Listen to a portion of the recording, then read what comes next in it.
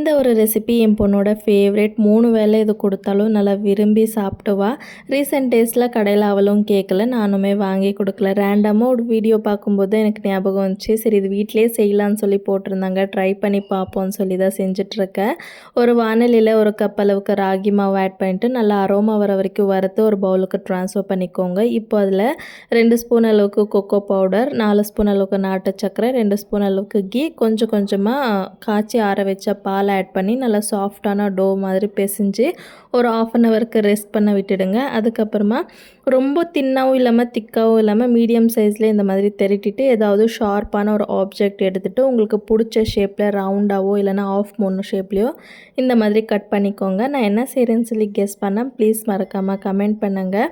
இப்போ இது அடிகனமான பாத்திரத்தில் ஒரு 20 to 25 மினிட்ஸ்க்கு பேக் பண்ணி எடுத்திங்கன்னா டேஸ்டியான சாக்கோஸ் ரெடி ஆகிடும். எனக்கு சொது பிடிச்ச இல்லை நல்லா வந்துச்சுன்னா நெக்ஸ்ட் வீடியோவில் பார்க்கலாம். பாய்.